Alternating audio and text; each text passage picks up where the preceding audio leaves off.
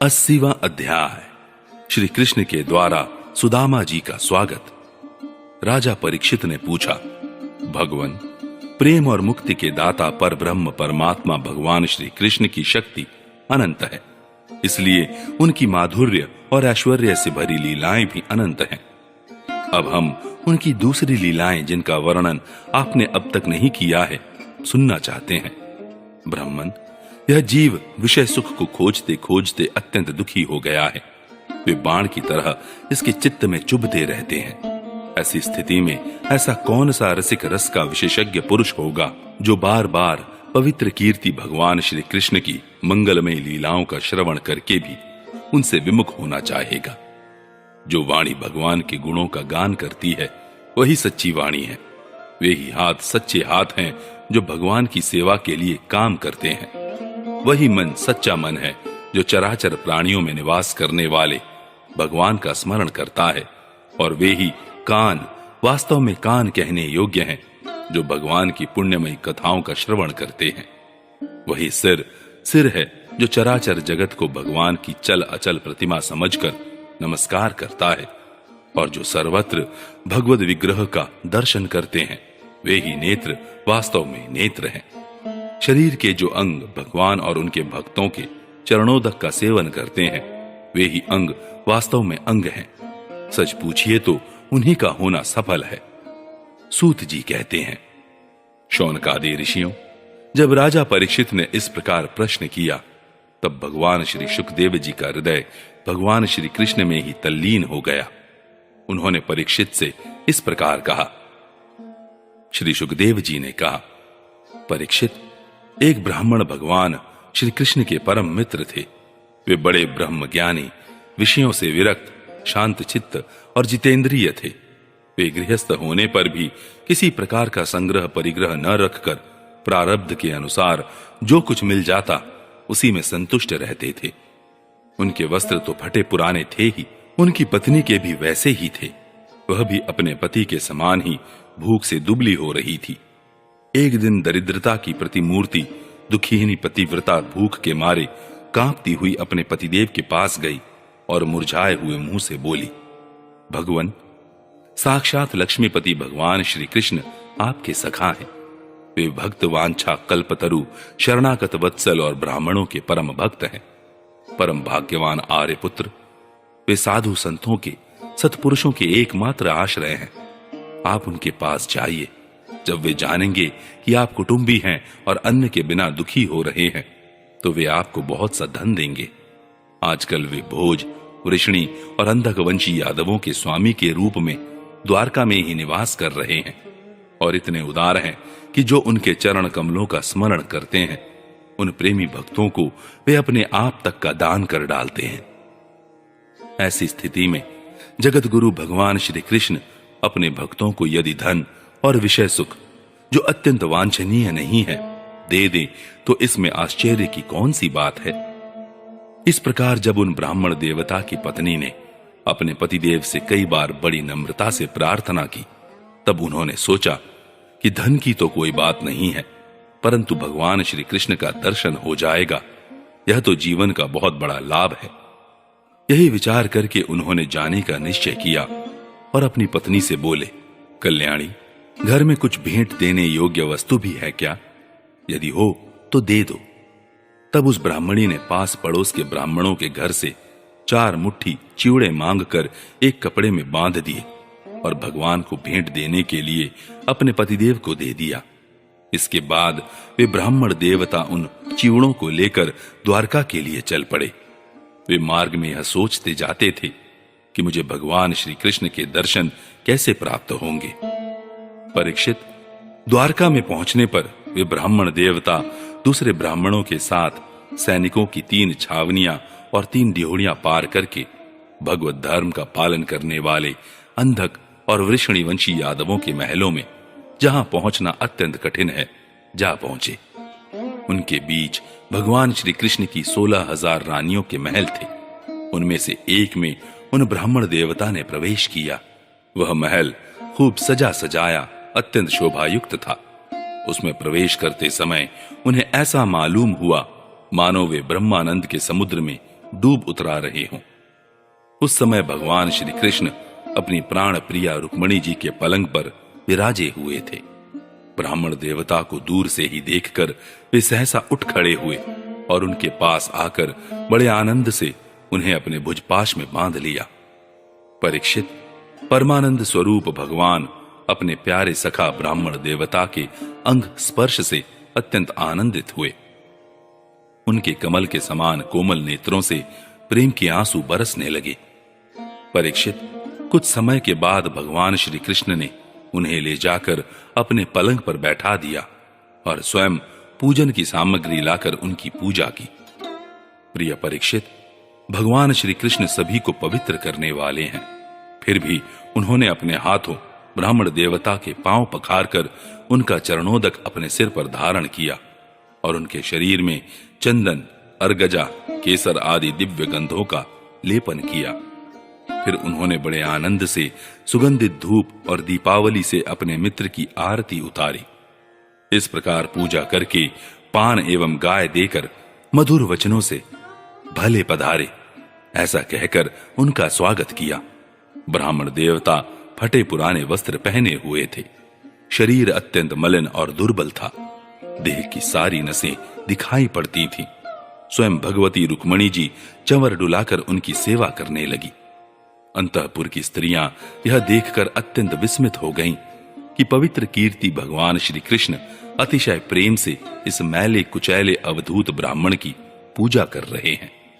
वे आपस में कहने लगी, इस नंग धड़ंग, निर्धन, निंदनीय और निकृष्ट भिखमंगे ने ऐसा कौन सा पुण्य किया है जिससे त्रिलोकी में सबसे बड़े श्रीनिवास श्री कृष्ण स्वयं इसका आदर सत्कार कर रहे हैं।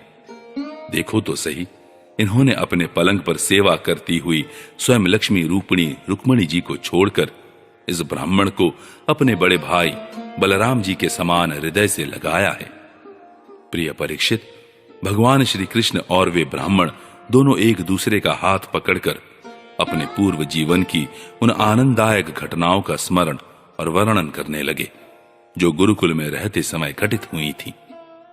भगवान श्री कृष्ण ने कहा, धर्म की मर्मज्ञ ब्राह्मण देव, गुरु दक्षिणा देकर जब आप गुरुकुल से लौट आए तब आपने अपने अनुरूप स्त्री से विवाह किया या नहीं? मैं जानता हूं कि आपका चित्त गृहस्थी में रहने पर भी प्राय विषय भोगों में आसक्त नहीं है। विद्वन, यह भी मुझे मालूम है कि धन आदि में भी आपकी कोई प्रीति नहीं है।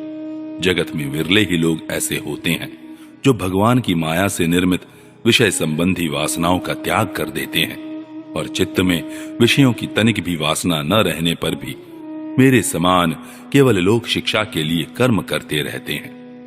ब्राह्मण शिरोमणि, क्या आपको उस समय की बात याद है जब हम दोनों एक साथ गुरुकुल में निवास करते थे? सचमुच गुरुकुल में ही द्विजातियों को अपनी ज्ञातव्य वस्तु का ज्ञान होता है, जिसके द्वारा वे अज्ञान अंधकार से पार हो जाते हैं। मित्र, इस संसार में शरीर का कारण जन्मदाता पिता प्रथम गुरु है। इसके बाद उपनयन संस्कार करके सत्कर्मों की शिक्षा देने वाला दूसरा गुरु है, वह मेरे ही समान पूज्य है।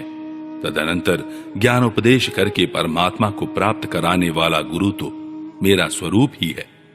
वर्णाश्रमियों के ये 3 गुरु होते हैं।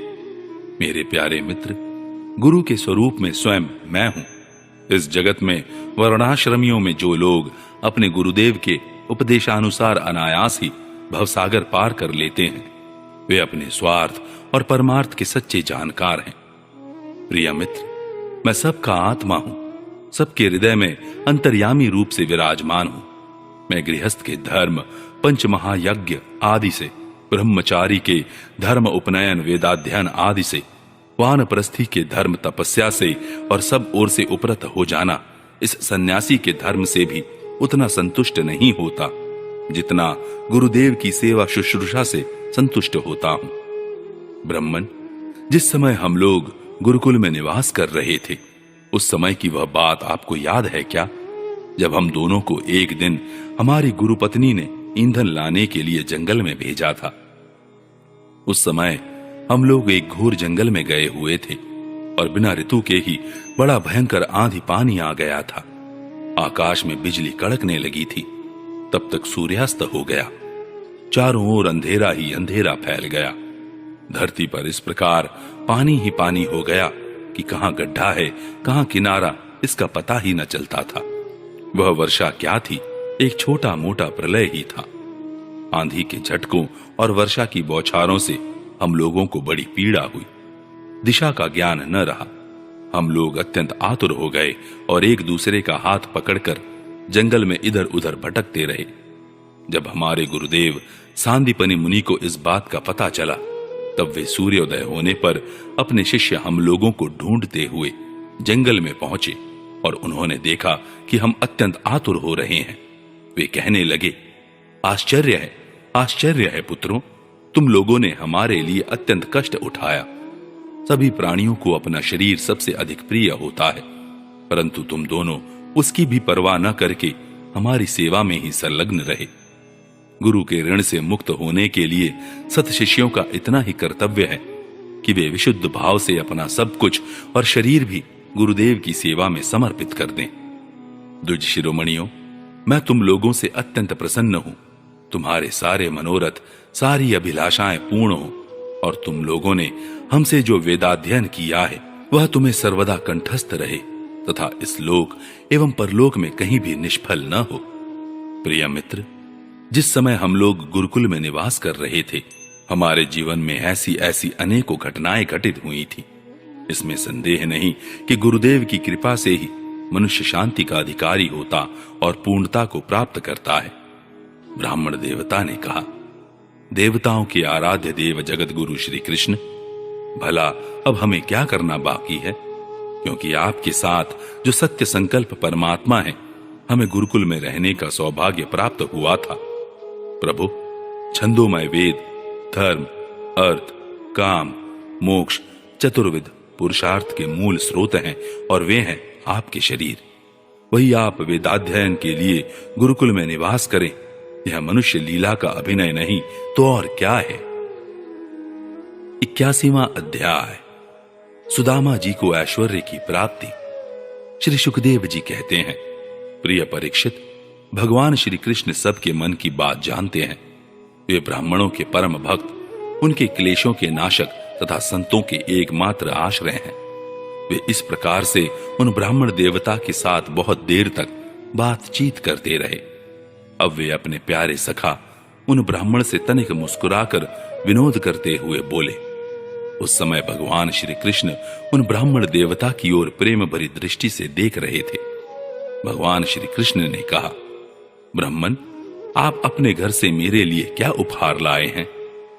मेरे प्रेमी भक्त जब प्रेम से थोड़ी सी वस्तु भी मुझे अर्पण करते हैं तो वह मेरे लिए बहुत हो जाती है, परंतु मेरे अभक्त यदि बहुत सी सामग्री भी मुझे भेंट करते हैं तो उससे मैं संतुष्ट नहीं होता। जो पुरुष प्रेम भक्ति से फल फूल अथवा पत्ता पानी में से कोई भी वस्तु मुझे समर्पित करता है तो मैं उस शुद्ध चित्त भक्त का वह प्रेमोपहार केवल स्वीकार ही नहीं करता बल्कि तुरंत भोग लगा लेता हूं। परीक्षित, भगवान श्री कृष्ण के ऐसा कहने पर भी उन ब्राह्मण देवता ने लज्जावश उन लक्ष्मीपति को वे 4 मुट्ठी चिवड़े नहीं दिए। उन्होंने संकोच से अपना मुंह नीचे कर लिया था। परीक्षित, भगवान श्री कृष्ण समस्त प्राणियों के हृदय का एक एक संकल्प और उनका अभाव भी जानते हैं। उन्होंने ब्राह्मण के आने का कारण, उनके हृदय की बात जान ली। अब वे विचार करने लगे कि एक तो यह मेरा प्यारा सखा है, दूसरे इसने पहले कभी लक्ष्मी की कामना से मेरा भजन नहीं किया है। इस समय यह अपनी पतिव्रता पत्नी को प्रसन्न करने के लिए उसी के आग्रह से यहां आया है। अब मैं इसे ऐसी संपत्ति दूंगा जो देवताओं के लिए भी अत्यंत दुर्लभ है। भगवान श्री कृष्ण ने ऐसा विचार करके उनके वस्त्र में से चिथड़े की एक पोटली में बंधा हुआ चिवड़ा, यह क्या है ऐसा कहकर स्वयं ही छीन लिया और बड़े आदर से कहने लगे, प्यारे मित्र, यह तो तुम मेरे लिए अत्यंत प्रिय भेंट ले आए हो। ये चिवड़े न केवल मुझे बल्कि सारे संसार को तृप्त करने के लिए पर्याप्त हैं। ऐसा कहकर वे उसमें से एक मुट्ठी चिवड़ा खा गए और दूसरी मुट्ठी ज्यों ही भरी त्यों ही रुक्मिणी के रूप में स्वयं भगवती लक्ष्मी जी ने भगवान श्री कृष्ण का हाथ पकड़ लिया, क्योंकि वे तो एकमात्र भगवान के परायण हैं उन्हें छोड़कर और कहीं जा नहीं सकती।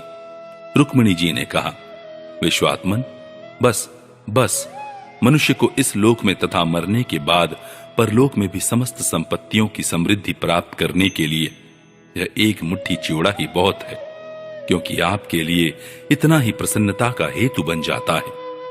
परीक्षित, ब्राह्मण देवता उस रात को भगवान श्री कृष्ण के महल में ही रहे। उन्होंने बड़े आराम से वहां खाया पिया और ऐसा अनुभव किया मानो मैं वैकुंठ में ही पहुंच गया हूं। परीक्षित, श्री कृष्ण से ब्राह्मण को प्रत्यक्ष रूप में कुछ भी न मिला, फिर भी उन्होंने उनसे कुछ मांगा नहीं। वे अपने चित्त की करतूत पर कुछ लज्जित से होकर भगवान श्री कृष्ण के दर्शन जनित आनंद में डूबते उतराते अपने घर की ओर चल पड़े। वे मन ही मन सोचने लगे, अहो, कितने आनंद और आश्चर्य की बात है। ब्राह्मणों को अपना इष्ट देव मानने वाले भगवान श्री कृष्ण की ब्राह्मण भक्ति आज मैंने अपनी आंखों देख ली। धन्य है जिनके वक्ष स्थल पर स्वयं लक्ष्मी जी सदा विराजमान रहती हैं। उन्होंने मुझ अत्यंत दरिद्र को अपने हृदय से लगा लिया। कहां तो मैं अत्यंत पापी और दरिद्र, और कहां लक्ष्मी के एकमात्र आश्रय भगवान श्री कृष्ण। परंतु उन्होंने यह ब्राह्मण है ऐसा समझकर मुझे अपनी भुजाओं में भरकर हृदय से लगा लिया।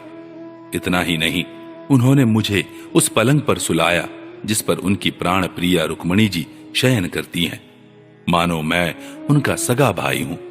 कहां तक कहूं, मैं थका हुआ था, इसलिए स्वयं उनकी पटरानी रुक्मिणी जी ने अपने हाथों चवर डुलाकर मेरी सेवा की। ओह, देवताओं के आराध्य देव होकर भी ब्राह्मणों को अपना इष्ट देव मानने वाले प्रभु ने पांव दबाकर अपने हाथों खिला पिलाकर मेरी अत्यंत सेवा शुश्रूषा की और देवता के समान मेरी पूजा की। स्वर्ग, मोक्ष, पृथ्वी और रसातल की संपत्ति तथा समस्त योग सिद्धियों की प्राप्ति का मूल उनके चरणों की पूजा ही है। फिर भी परम दयालु श्री कृष्ण ने यह सोचकर मुझे थोड़ा सा भी धन नहीं दिया कि कहीं यह दरिद्र धन पाकर बिल्कुल मतवाला न हो जाए और मुझे न भूल बैठे। इस प्रकार मन ही मन विचार करते करते ब्राह्मण देवता अपने घर के पास पहुंच गए। वे वहां क्या देखते हैं कि सबका सब स्थान सूर्य, अग्नि और चंद्रमा के समान तेजस्वी रत्न निर्मित महलों से घिरा हुआ है। ठौर ठौर चित्र विचित्र उपवन और उद्यान बने हुए हैं तथा उनमें झुंड के झुंड रंग बिरंगे पक्षी कलरव कर रहे हैं। सरोवरों में कुमुदनी तथा श्वेत, नील और सौगंधिक भांति भांति के कमल खिले हुए हैं। सुंदर सुंदर स्त्री पुरुष बन ठन कर इधर उधर विचर रहे हैं।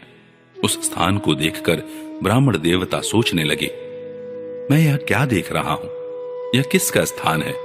यदि यह वही स्थान है जहां मैं रहता था तो यह ऐसा कैसे हो गया? इस प्रकार वे सोच ही रहे थे कि देवताओं के समान सुंदर सुंदर स्त्री पुरुष गाजे बाजे के साथ मंगल गीत गाते हुए उस महाभाग्यवान ब्राह्मण की अगवानी करने के लिए आए। पतिदेव का शुभागमन सुनकर ब्राह्मणी को अपार आनंद हुआ और वह हड़बड़ाकर जल्दी जल्दी घर से निकल आई।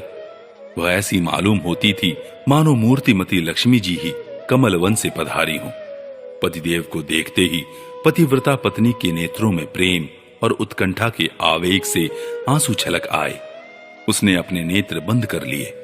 ब्राह्मणी ने बड़े प्रेम भाव से उन्हें नमस्कार किया और मन ही मन आलिंगन भी। प्रिय परीक्षित, ब्राह्मण पत्नी सोने का हार पहनी हुई दासियों के बीच में विमान स्थित देवांगना के समान अत्यंत शोभायमान एवं देदीप्यमान हो रही थी। उसे इस रूप में देखकर वे विस्मित हो गए। उन्होंने अपनी पत्नी के साथ बड़े प्रेम से अपने महल में प्रवेश किया। उनका महल क्या था, मानो देवराज इंद्र का निवास स्थान। इसमें मणियों के सैकड़ों खंबे खड़े थे। हाथी के दांत के बने हुए और सोने के पात से मढ़े हुए पलंगों पर दूध के फेन की तरह श्वेत और कोमल बिछौने बिछ रहे थे। बहुत से चंवर वहां रखे हुए थे जिनमें सोने की डंडियां लगी हुई थीं। सोने के सिंहासन शोभायमान हो रहे थे जिन पर बड़ी कोमल कोमल गद्दियां लगी हुई थीं। ऐसे चंदोवे भी झिलमिला रहे थे जिनमें मोतियों की लड़ियां लटक रही थीं। स्फटिक मणि की स्वच्छ भीतों पर पन्ने की पच्चीकारी की हुई थी। रत्न निर्मित स्त्री मूर्तियों के हाथों में रत्नों के दीपक जगमगा रहे थे।